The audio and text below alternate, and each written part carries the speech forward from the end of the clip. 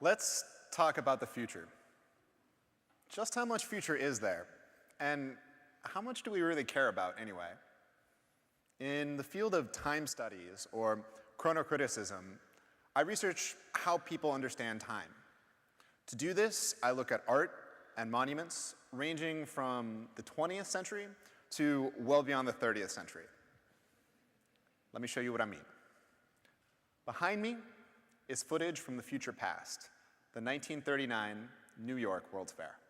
It's the dawn of a new day.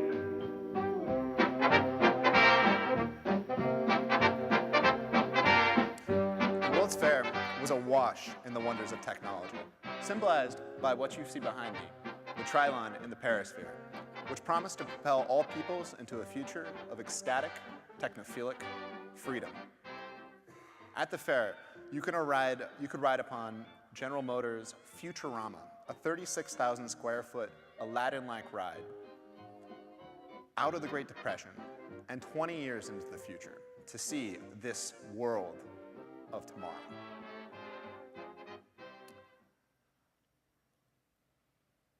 By 1940, however, this utopian dream of the World's Fair was already being deconstructed for the dystopian reality of World War II. The Futurama, the world of tomorrow, are what I define as a new category of monument, the future monument. Unlike regular monuments, which ask audiences to remember the past, future monuments are built explicitly to manifest an imagination of the future. They ask us to remember the future. One of the things I found in my research is people aren't very good at predicting the future, which is what makes it so very interesting to see what happens when they try. When the future doesn't come to pass, as expected, as it didn't for the 1939 World's Fair, future monuments become tombstones to alternative histories, to parallel worlds which were imagined but never quite realized. This is one of the more useful qualities of future monuments, is they shed light on this gap between ideological imaginations and material realities. Not all future monuments are as euphoric or optimistic as the 1939 World's Fair. During the Cold War, that technophilic worldview had darkened with the very real threat of self-inflicted nuclear annihilation. The future, or the lack of it, was horrifying. And when the future puts pressure on the present, people tend to produce future monuments, which is exactly what NASA did when they strapped a golden record, a literal LP made of gold, to the side of the Voyager spacecraft. On the record, images from Earth, greetings in hundreds of languages, and music.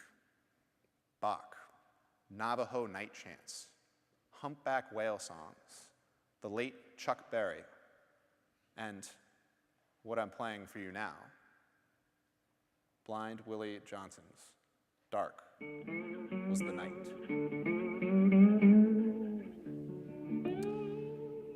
Because there's very little in the vacuum of space to damage the golden record, because it is free from the erosive forces of wind, water, and human beings, it promises to be the most lasting monument ever made.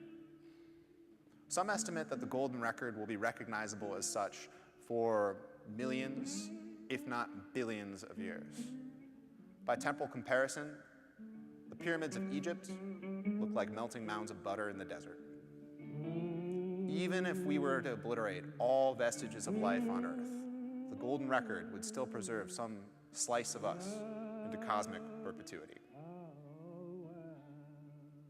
For me, the golden record is a remarkable thought experiment made actual by the fact of its material existence. It elevates the idea of thinking universally, quite literally, to the universe itself, and it inspires some interesting questions. Just what sort of image should we collectively present to the cosmos? Is it optimistic? Hopeful even? to imagine that someone or something, somewhere, in some far-off time might retrieve this golden gift? Or is it pessimistic, nihilistic even, a kind of cosmic tombstone to our species, an acknowledgement of our galactic loneliness? Just how does it make you feel to know that the most lasting traces of human beings in the universe will ultimately be our space trash? The future still pressures the present, and so people are still producing future monuments. A group that calls itself the Long Now Foundation is currently working on their flagship future monument, the Clock of the Long Now. This is a colossal clock secreted away in a mountain cave meant to measure time on the glacial scale of 10,000 years.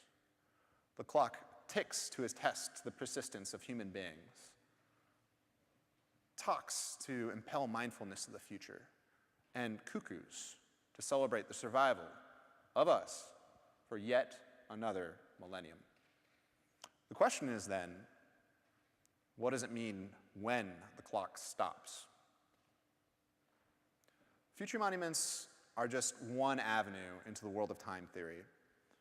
They refuse to leave unreckoned the contradiction between anticipation and realization. They show us what our grandparents thought the future could be capable of. They compel us to imagine how our children will envision the horizons of their own future.